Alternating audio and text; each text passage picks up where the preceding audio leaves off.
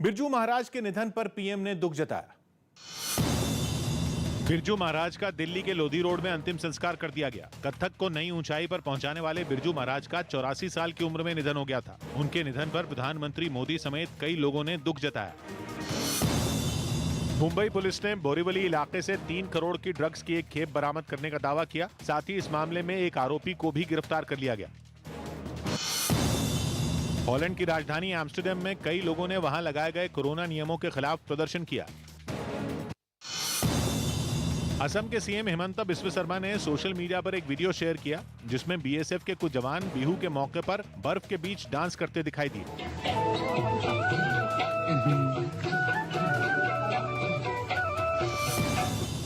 केंद्रीय मंत्री नारायण राणे के बेटे नितेश की अग्रिम जमानत अर्जी बॉम्बे हाई कोर्ट में खारिज हो गई। हालांकि अदालत ने उन्हें थोड़ी राहत भी दे दी और 27 जनवरी तक उन्हें गिरफ्तार नहीं करने के निर्देश दिए गए। नितेश पर सिंधुदुर्ग में एक शिवसेना कार्यकर्ता पर जानलेवा हमले में शामिल होने का आरोप है। उत्तर प्रदेश में चुनावी सरगर्मियों के बीच मुख्यमंत्री योगी आदित्यनाथ ने राज्य में कोरोना से निपटने के लिए तैयारियों का जायजा लिया, जिसके लिए वो दिल्ली के पास गाजियाबाद में मौजूद संतोष मेडिकल कॉलेज पहुंचे और वहां कोरोना की तीसरी लहर से निपटने के लिए की गई तैयारियों को परखते नजर आए। उन्होंने वैक्सीनेशन कैंप में पहुंचकर 18 साल से कम उम्र के बच्चों से बातचीत की। इस दौरान उन्होंने कोरोना टीकाकरण में देश में अव्वल होने पर उत्तर प्रदेश के स्वास्थ्य विभाग की तारीफ भी की। 23 करोड़ 15 लाख से अधिक वैक्सीन की डोजेज हम उत्तर प्रदेश के अंदर दे चुके हैं। इसके बाद सीएम योगी गाजियाबाद के ही एक और मेडिकल कॉलेज भी गए, जहां सुरक्षा कर्मियों को बूस्टर डोज लगाए गए। सौभाग्य की एक बात यह कि यूपी में लखनऊ के बाद कोरोना के सबसे ज्यादा एक्टिव मामले गाजियाबाद में ही, जहां इस वक्त लगभग 11,000 लोग वायरस की चपेट में हैं और गाजियाबाद में चुनाव भी पहले ही चरण में, इसलिए वहां कोरोना के इलाज की तैयारियों का जायजा लेने के लिए सीएम योगी आदित्यनाथ खुद संतोष मेडिकल कॉलेज पहुंचे, जहां तीसरे लेवल यानी महामारी की वजह से गंभीर हालत वाले मरीजों को भर्ती करने के लिए 400 बेड का इंतजाम है। कांग्रेस छोड़कर समाजवादी पार्टी में शामिल हुए इमरान मसूद के निर्दलीय चुनाव लड़ने की चर्चा है। समाजवादी पार्टी के उम्मीदवारों की लिस्ट आते ही इमरान मसूद को बड़ा झटका लगा था। तब से इस बात पर सस्पेंस बना हुआ है कि इमरान मसूद इस बार चुनाव मैदान में उतरेंगे भी या नहीं। लेकिन उनके समर्थकों का जोश कम नहीं हुआ। इमरान मसूद के घर के आंगन में जुटे उनके समर्थक और उनके रिश्तेदार इस बात पर अड़े हैं कि किसी पार्टी से टिकट मिले या न मिले, चुनाव मैदान में जरूर उतरा जाए। तो निर्दलीय विधायक बने थे 2007 में, तो ऊपर वाले ने चाहा तो अब भी लड़ेंगे इंशाल्लाह। आजाद से लड़ेंगे, अगर नहीं टिकट होगा कहीं से। अच्छा, लड़ेंगे। इमरान मसूद के साथ कांग्रेस विधायक मसूद अख्तर भी कांग्रेस छोड़कर समाजवादी पार्टी में शामिल हुए थे, लेकिन समाजवादी पार्टी ने दोनों को ही टिकट नहीं दिया। मसूद अख्तर ने भी अभी आस नहीं छोड़ी है। सब कुछ मुमकिन होता है राजनीति में, ऐसा कुछ नहीं है कि भाई वहाँ रास्ते बंद हो गए हैं, कहीं के भी रास्ते सब खुले हैं। एमआईएम अध्यक्ष ओवैसी को भी मसूद अख्तर से हमदर्दी तो है, लेकिन उनके साथ किसी तरह की चुनावी चर्चा से उन्होंने साफ इनकार किया। नहीं, इमरान मसूद साहब से हमारी कोई कांटेक्ट नहीं है, ना उनसे कोई बातचीत है। अब तक इमरान मसूद ने अपने पत्ते नहीं खोले हैं। माना जा रहा है कि वो अब भी समाजवादी पार्टी से संपर्क में हैं और अगर कोई रास्ता नहीं निकला तो आगे की रणनीति का ऐलान करेंगे। लेकिन वो अकेले ऐसे नेता नहीं है जिन्हें समाजवादी पार्टी ने झटका दिया हो, बल्कि चंद्रशेखर आजाद रावण की भी बात अखिलेश यादव से नहीं बन पाई।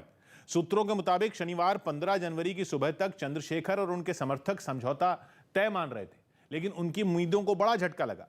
सूत्रों के मुताबिक चंद्रशेखर कुल 15 सीटें मांग रहे थे और सौदेबाजी करते हुए वो 8 सीट तक पहुंचे थे, लेकिन उन्हें केवल 2 सीटों का ऑफर दिया गया।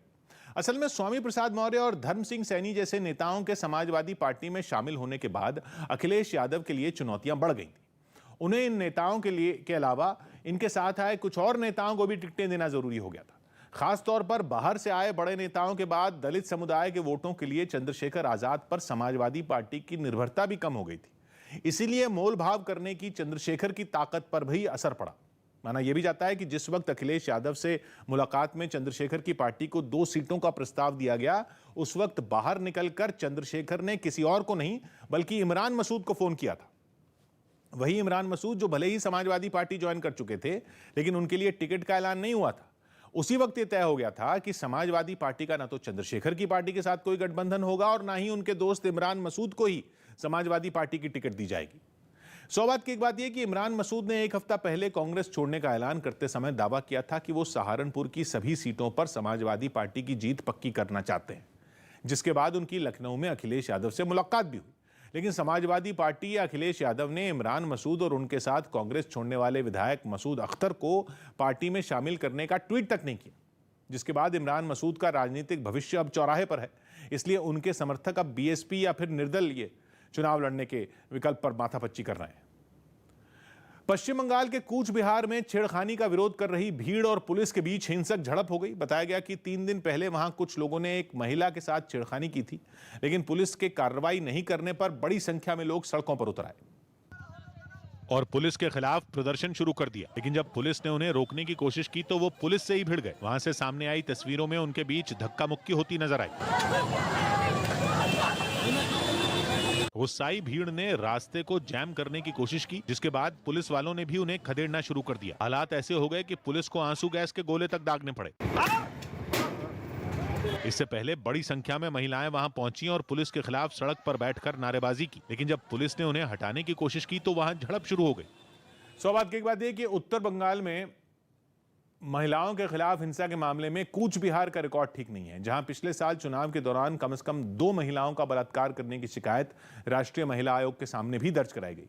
और उसी कूच बिहार में जब लोगों को मालूम पड़ा कि कुछ बदमाशों ने महिला के साथ छेड़छाड़ की और विरोध करने पर उसका सिर फोड़ दिया, तो लोगों का गुस्सा पुलिस पर फूटा, क्योंकि आरोप है कि पुलिस ने शिकायत दर्ज करने पर भी आरोपियों के खिलाफ कार्रवाई नहीं की। अमेरिका के फ्लोरिडा से डरा देने वाला एक वीडियो सामने आया। वहां अलग अलग जगहों पर एक साथ आए 4 बवंडरों से हाहाकार मच गया।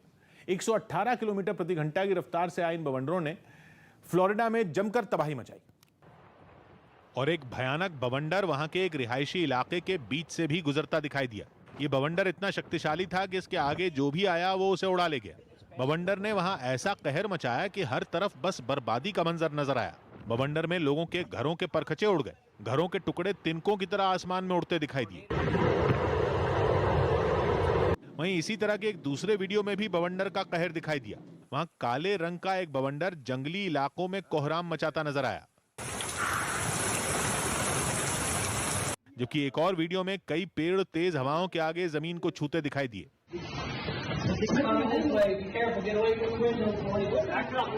बताया गया कि इस कुदरती आफत की वजह से फ्लोरिडा में 60 से ज्यादा घर तहस नहस हो गए, जबकि इसकी चपेट में आने से करीब 100 मोबाइल टावर भी तबाह हो गए।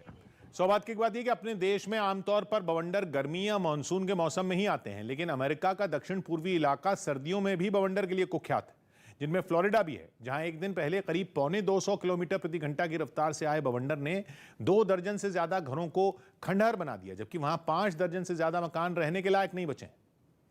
समाजवादी पार्टी की मान्यता खत्म करने के लिए बीजेपी नेता अश्विनी उपाध्याय ने सुप्रीम कोर्ट में एक याचिका दाखिल की, जिसमें दावा किया गया कि समाजवादी पार्टी ने कैराना में गैंगस्टर नाहिद हसन को टिकट देकर सुप्रीम कोर्ट के निर्देशों का उल्लंघन किया है। याचिका में बताया गया कि फरवरी 2021 में नाहिद हसन के खिलाफ गैंगस्टर एक्ट के तहत केस दर्ज किया गया था, जिसके बाद से वो फरार थे। लेकिन इसके बाद भी एसपी ने कैराना विधानसभा सीट से नाहिद हसन को उम्मीदवार बना दिया, जो सुप्रीम कोर्ट के फैसले का उल्लंघन है, क्योंकि 2018 में सुप्रीम कोर्ट के एक फैसले के मुताबिक आपराधिक छवि वाले शख्स को टिकट देने पर सियासी दल को उसकी जानकारी सार्वजनिक करनी होगी और 48 घंटे के अंदर यह बताना होगा कि उस आदमी के खिलाफ क्या क्या केस दर्ज है और उसे चुनाव लड़ने के लिए टिकट क्यों दिया गया।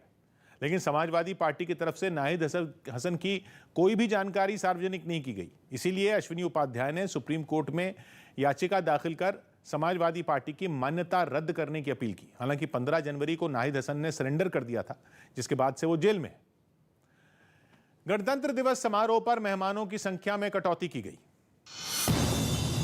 इस बार राजपथ पर होने वाले गणतंत्र दिवस समारोह में वीआईपी समेत सिर्फ 4000 लोग ही शामिल हो सकेंगे। कोरोना खतरे की वजह से यह फैसला लिया गया। आम लोगों के लिए कुछ टिकट्स का प्रावधान है, जिन टिकट्स का सेल अभी चल रहा है, 4 जगह पर उन टिकट्स का सेल है। तकरीबन 4000 टिकट्स सेल हो रहे हैं इस बार। जसप्रीत बुमराह ने बताया कि अगर उन्हें टीम इंडिया की कप्तानी दी जाती है तो ये उनके लिए गर्व की बात होगी। वनडे और T20 के बाद विराट कोहली ने 2 दिन पहले ही टेस्ट टीम की भी कप्तानी छोड़ दी थी।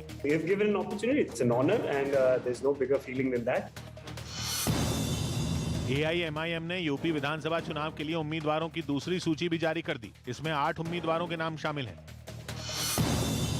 मध्य प्रदेश के पेंच टाइगर रिजर्व में एक बाघिन की मौत हो गई, जिसके बाद सम्मान के साथ उसका अंतिम संस्कार किया गया। ये बाघिन T15 कॉलर वाली के नाम से मशहूर थी। उसने 11 साल में 29 बच्चों को भी जन्म दिया था।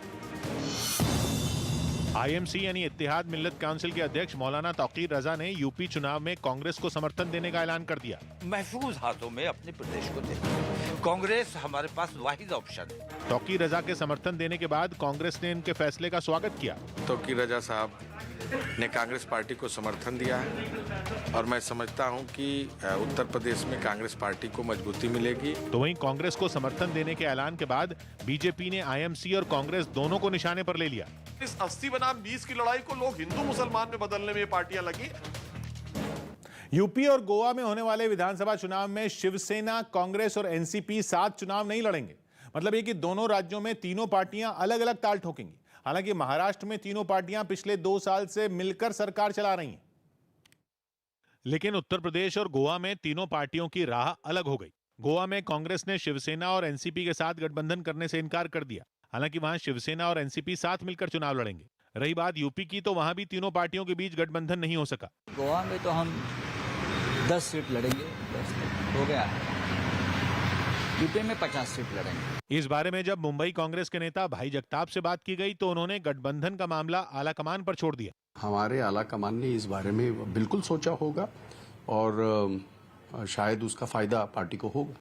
वहीं एनसीपी ने गोवा में गठबंधन नहीं होने पर कांग्रेस को जिम्मेदार ठहराया। गोवा में हम लोग चाहते थे कि कांग्रेस के साथ बैठकर साथ में चुनाव लड़ा जाए। हालांकि उत्तर प्रदेश में एनसीपी समाजवादी पार्टी के साथ चुनाव लड़ने का ऐलान कर चुकी है। और इसी तरह यूपी में जेडीयू और बीजेपी के बीच भी बात नहीं बन सकी, जिसके लिए जेडीयू ने यूपी में अकेले चुनाव लड़ने का फैसला किया, जबकि बिहार में जेडीयू और बीजेपी मिलकर सरकार चला रहे हैं। लेकिन इसके बाद भी उत्तर प्रदेश चुनाव में दोनों पार्टियों के बीच गठबंधन नहीं हो सका, जिसका मतलब यह कि यूपी में बीजेपी और जेडीयू चुनावी मैदान में अलग अलग उतरेंगी। जेडीयू की तरफ से यह दावा किया गया कि वो यूपी में बीजेपी के साथ गठबंधन में चुनाव लड़ना चाहती थी, जिसका जिम्मा पार्टी ने केंद्रीय मंत्री आरसीपी सिंह को सौंपा था।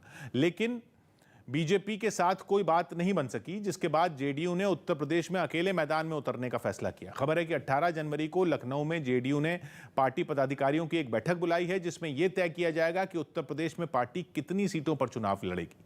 हालांकि सूत्रों के मुताबिक जेडीयू यूपी में 35 से 50 सीटों पर उम्मीदवार उतार सकती है।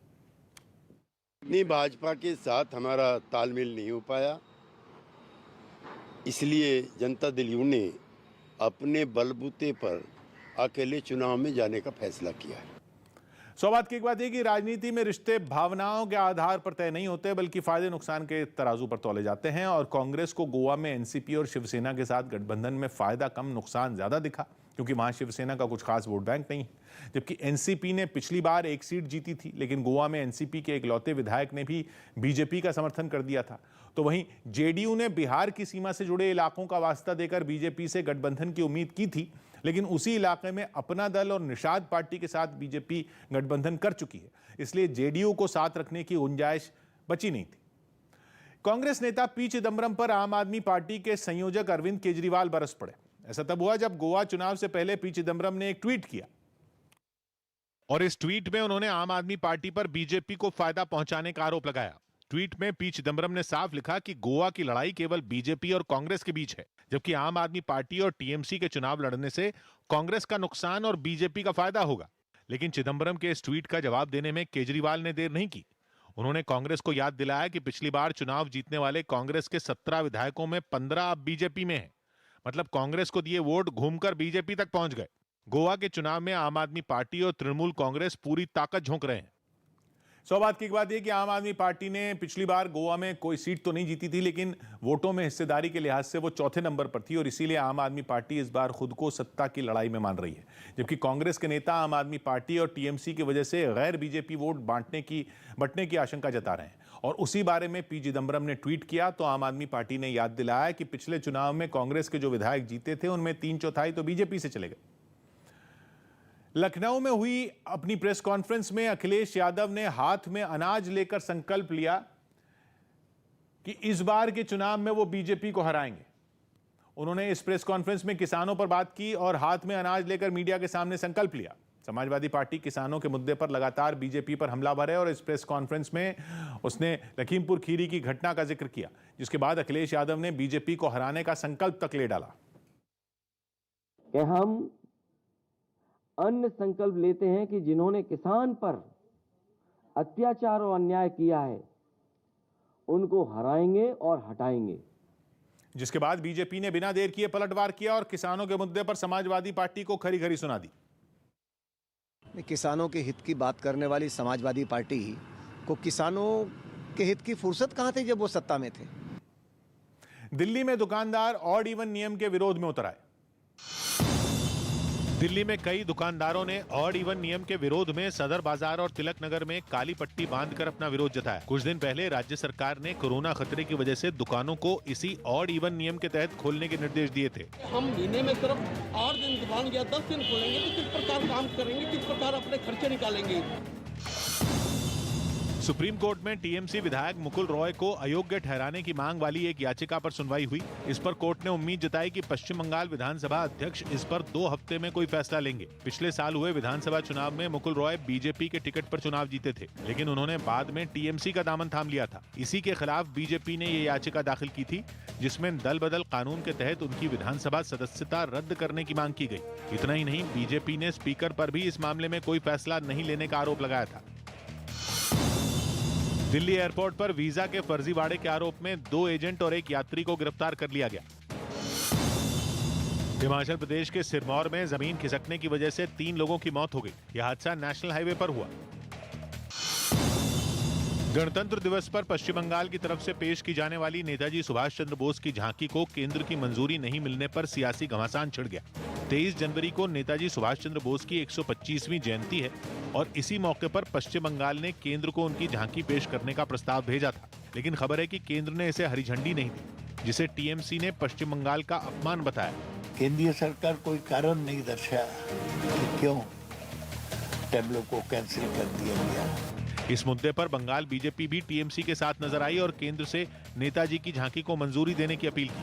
टैब्लो को इस रिपब्लिक डे सेलिब्रेशन में इनको शामिल करना चाहिए, यही मेरा निवेदन है।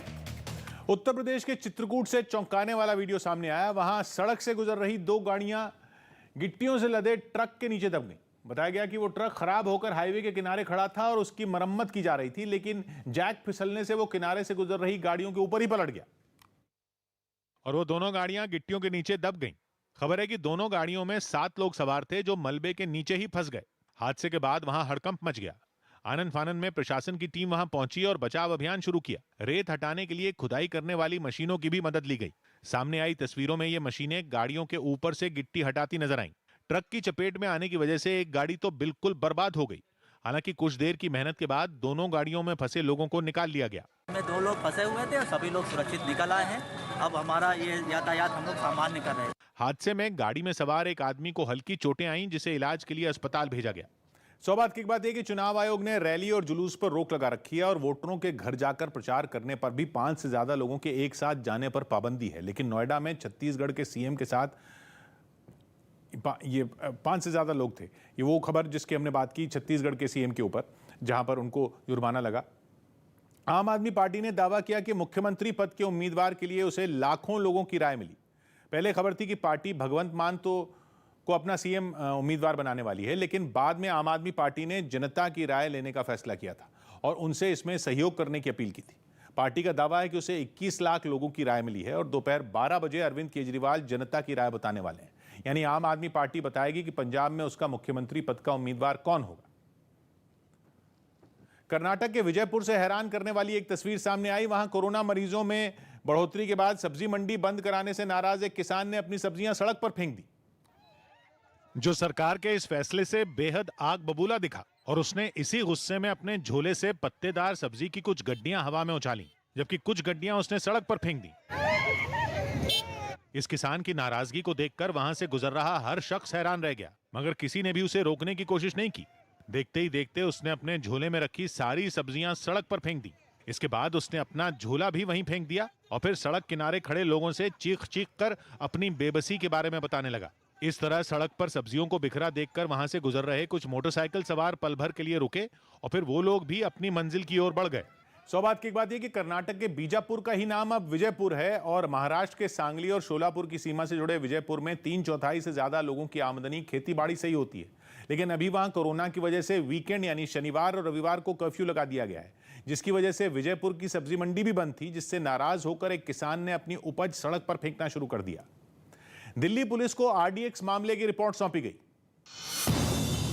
गाजीपुर फूल मंडी में मिले विस्फोटक मामले की रिपोर्ट एनएसजी ने दिल्ली पुलिस को सौंप दी। इस रिपोर्ट में बताया गया कि ये बम 3 किलो का था, जिसमें आरडीएक्स और बैटरी का इस्तेमाल किया गया था। खबर है कि ये आरडीएक्स भारत के बाहर से दिल्ली भेजा गया था। जांच एजेंसियों ने पाकिस्तान पर यह साजिश रचने का शक जताया।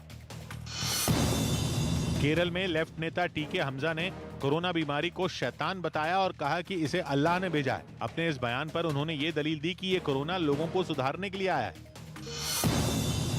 राजस्थान सरकार ने अलवर में नाबालिग से दरिंदगी के आरोपों पर सीबीआई जांच की सिफारिश की। मौसम विभाग ने फिर शुक्रवार रात से दिल्ली में 3 दिनों तक बारिश होने का अनुमान जताया। ऑटो और मेटल समेत ज्यादातर सेक्टरों के शेयरों में तेजी रही। इससे सेंसेक्स 86 अंक उछलकर 61,309 पर पहुंच गया। साथ ही निफ्टी 52 अंक ऊपर 18,308 पर बंद हुआ। पंजाब में फिरोजपुर देहात विधानसभा सीट से टिकट मिलने के बाद भी उम्मीदवार आशू बांगड़ ने आम आदमी पार्टी से इस्तीफा देकर उसे बड़ा झटका दिया और कांग्रेस में शामिल हो गए। आशू बांगड़ ने पार्टी के काम करने के तरीके पर सवाल उठाया और राघव चड्ढा पर तीखे वार किए। ਇੱਥੇ ਇੱਕੋ ਇੱਕ ਲੀਡਰ ਹੈ, ਉਹ ਹੈ ਰਾਘਵ ਚੱਡਾ, ਜਿਹੜਾ ਸਾਰੀ ਸਟੇਟਮੈਂਟ ਸਾਰੇ ਬਿਆਨ ਦਿੰਦਾ ਹੈ। ਪਾਰਟੀ ਦਾ ਪ੍ਰਧਾਨ ਦਾ ਕੋਈ ਵਜੂਦ ਨਹੀਂ ਇੱਥੇ। वहीं आम आदमी पार्टी की तरफ से जवाब देने के लिए खुद राघव चड्ढा सामने आए और आरोप लगाया कि कांग्रेस पंजाब में उनकी पार्टी को रोकने के लिए षड्यंत्र रच रही। मुझे बताया जा रहा है कि शायद कोई बड़े कांग्रेस के सीनियर नेता ने हमारे फिरोजपुर के कैंडिडेट को कॉल किया, उन्हें कहा कि आप छोड़िए, उन पर दबाव बनाया। 12 से 15 साल तक के बच्चों का वैक्सीनेशन मार्च में शुरू हो सकता है। देश में दवाओं और टीकों के इस्तेमाल को मंजूरी देने वाली संस्था डीसीजीआई ने 12 साल से ज्यादा उम्र के बच्चों को कोरोना वैक्सीन लगाने की मंजूरी दे दी। हालांकि इस पर आखिरी फैसला एनटीएजीआई यानी national technical advisory group on immunisation की बैठक में लिया जाएगा। 3 जनवरी को 15 से 18 साल तक के बच्चों के लिए वैक्सीनेशन अभियान शुरू किया गया था और उम्मीद की जा रही है कि मार्च तक 15 से 18 साल तक के सभी बच्चों को वैक्सीन लग जाएगी। इसके बाद ही 12 साल से ऊपर के बच्चों को वैक्सीन लगाने का अभियान शुरू किया जा सकता है। दक्षिण अमेरिकी देश पेरू से हैरान करने वाली कुछ तस्वीरें सामने आई। वहां पिस्को शहर में समंदर में उठी तूफानी लहरों के बाद आई बाढ़ ने जमकर तांडव मचाया। बताया गया कि प्रशांत महासागर में हुए ज्वालामुखी विस्फोट के बाद पिस्को में समंदर में ऊंची लहरें उठी और इन लहरों का पानी किनारों पर तबाही मचाते हुए आबादी वाले इलाकों में दाखिल हो गया। अचानक आई समुद्री लहरों ने किसी को भी संभलने का मौका तक नहीं दिया। वहां से सामने आई तस्वीरों में समंदर किनारे रखी हर चीज पानी में डूबी दिखाई दी। तेज लहरों की वजह से समंदर का पानी सड़कों पर आ गया। वहां के कई रेस्टोरेंट और घरों के आगे पानी का कब्जा दिखा। वहीं समंदर के किनारे वाली छोटी दुकानें भी पानी में डूबी नजर आईं। लोग घुटनों तक के पानी में चलने को मजबूर दिखाई दिए। तूफानी लहरों की वजह से छुट्टियां मनाने आए लोगों को वहां से उल्टे पैर लौटना पड़ा। जहां कभी किनारे पर लोगों का जमघट लगा रहता था, वहां पर कमर तक पानी जमा दिखाई दिया। इन लहरों की चपेट में आने से कई नावों को भी भारी नुकसान हुआ। सौभाग्य की बात है कि दक्षिण प्रशांत महासागर में 150 से ज्यादा छोटे बड़े टापुओं वाला टोंगा नाम का देश है, जहां के एक टापू पर 3 दिन पहले ज्वालामुखी फटने से सुनामी का अलर्ट जारी किया गया था, जहां से उठी समंदर की लहरों ने लगभग 10,000 किलोमीटर दूर पेरू में तबाही मचा दी और वहां समंदर किनारे बसे इलाके बाढ़ में डूब गए। गुजरात में बीजेपी ने आम आदमी पार्टी को झटका दिया। गुजरात में आम आदमी पार्टी को एक ही दिन में 2 झटके लगे। वहां मशहूर गायक विजय सुवाड़ा ने आम आदमी पार्टी छोड़ दी और बीजेपी में शामिल हो गए। इनके अलावा उद्योगपति महेश सवाणी ने भी आम आदमी पार्टी छोड़ दी। चर्चा है कि वो भी जल्द बीजेपी में शामिल हो सकते हैं। सर्बिया के टेनिस खिलाड़ी नोवाक जोकोविच के फ्रेंच ओपन में भी हिस्सा लेने पर सस्पेंस बन गया। फ्रांस सरकार ने साफ किया कि जो खिलाड़ी कोरोना वैक्सीन नहीं लगवाएगा वो मई में होने वाली इस प्रतियोगिता में हिस्सा नहीं ले पाएगा। इससे पहले ऑस्ट्रेलियन ओपन से भी जोकोविच को बिना खेले अपने देश लौटना पड़ा था। छत्तीसगढ़ की बेमेतरा पुलिस ने एक महिला के साथ दरिंदगी के आरोप में 4 लोगों को गिरफ्तार कर लिया। इनमें महिला का पति भी शामिल है, जो इस मामले में मुख्य आरोपी है। इस महिला का आरोप है कि शादी के बाद उसके पति ने उसे इंदौर में बंधक बनाकर रखा। इस दौरान उसके पति के कई साथियों ने भी उसके साथ जबरदस्ती की। बताया गया कि दोनों की शादी एक मैट्रिमोनियल साइट के जरिए तय हुई थी। यूपी विधानसभा चुनाव की तैयारियों में जुटी पुलिस और सुरक्षा बल ने गोरखपुर के कई इलाकों में फ्लैग मार्च निकाला। इलेक्शंस को लेकर के लोगों को मोटिवेट किया जा रहा है कि भारी मात्रा में सब लोग अपने मत अधिकार का प्रयोग करें। कई राज्यों में जबरन वैक्सीनेशन के खिलाफ सुप्रीम कोर्ट में याचिका दाखिल की गई। इस जनहित याचिका में मांग की गई कि किसी को भी उसकी मर्जी के बिना वैक्सीन लगाने के लिए मजबूर न किया जाए। हालांकि केंद्र सरकार पहले ही साफ कर चुकी है कि किसी को भी जबरन वैक्सीन नहीं लगाई जाएगी, लेकिन कई राज्य सरकारों ने वैक्सीनेशन पर केंद्र से अलग नियम बनाए हैं। जैसे दिल्ली में सरकारी कर्मचारियों के लिए टीका जरूरी कर दिया गया है। इसी तरह मध्य प्रदेश में जो सरकारी राशन लेने के लिए भी वैक्सीन लगवाना जरूरी है। तमिलनाडु में तो बिना वैक्सीन लगवाए लोगों के सार्वजनिक जगहों में जाने पर रोक है। ऐसे में राज्य सरकार के इन्हीं फैसलों के खिलाफ ये जनहित याचिका दर्ज की गई और इन नियमों को रद्द करने की मांग की गई। झारखंड के धनबाद से हैरान करने वाला एक वीडियो सामने आया और वहां कोरोना को फैलने से रोकने के लिए लगाई पाबंदियों को नजरअंदाज कर एक होटल में फेयरवेल पार्टी दी गई, जिसमें महामारी के खतरे से बेपरवाह कई छात्र तेज संगीत पर डांस करते दिखे। जश्न में डूबे इन छात्रों के बीच न तो 2 गज की जरूरी दूरी दिखी और न ही किसी के चेहरे पर मास्क नजर आया।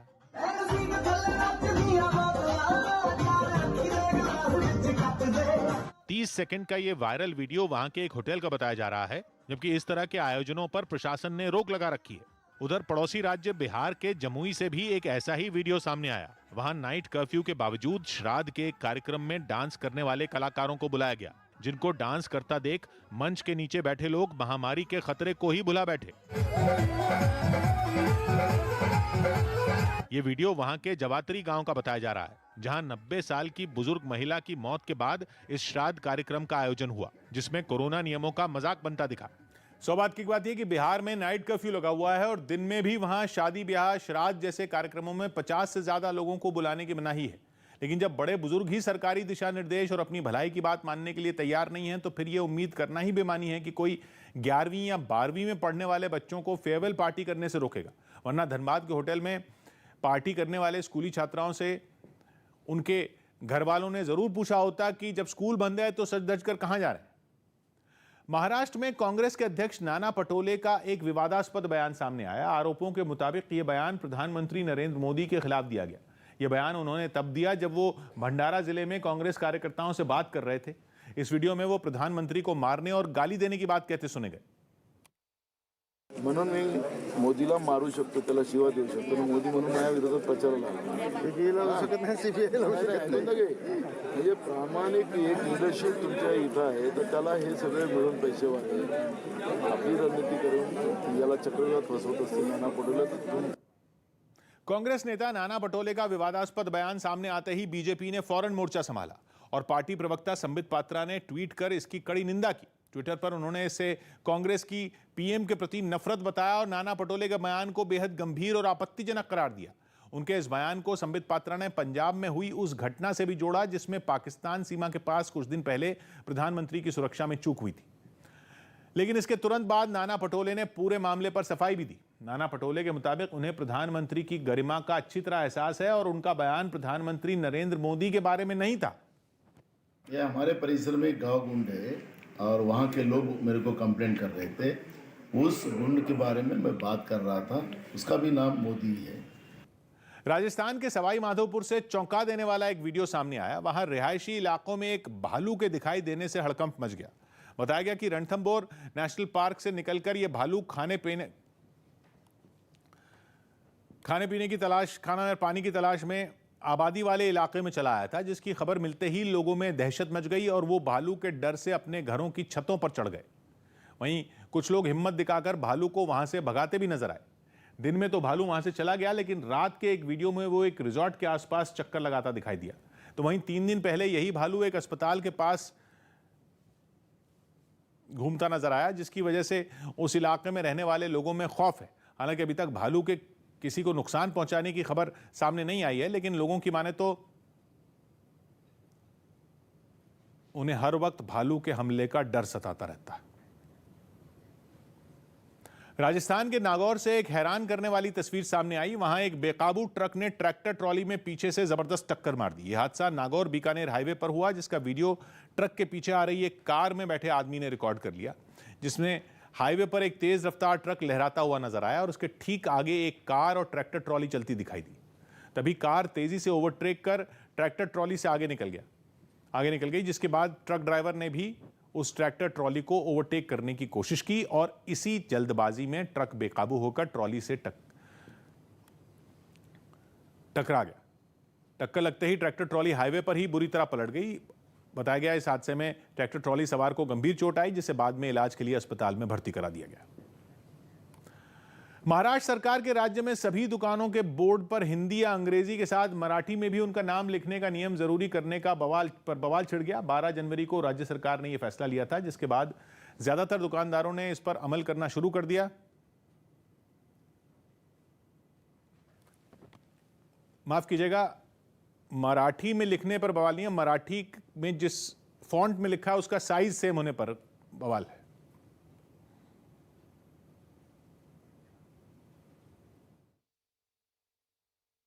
इस वक्त हम जवेरी बाजार में मौजूद हैं और आप देख सकते हैं यहाँ पर एक जो दुकान है वहाँ पर ये जो पूरा प्रोसेस है मराठी जो बैनर है वो लगाने का वो शुरू कर दिया।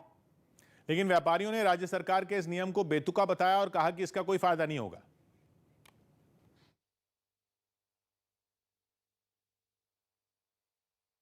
किसी को ज़्यादा मराठी समझ में आता भी नहीं है, तो हिंदी और इंग्लिश ही ज़्यादा समझ में आता है। असल में नियम कोई नया नहीं है, पहले बस ये था कि जिन दुकानों में 10 से कम लोग काम करते थे उन्हें इस नियम से छूट थी, लेकिन अब महाराष्ट्र सरकार ने मराठी में नाम लिखने का नियम हर छोटी से लेकर बड़ी दुकान पर लागू कर दिया। साथ ही ये भी नियम बनाया गया कि मराठी में लिखा नाम भी उतना ही बड़ा होना चाहिए जितना कि अंग्रेजी या हिंदी में होता है। लेकिन बीजेपी ने इसे महानगर पालिका के चुनाव से पहले शिवसेना का स्टंट बताया।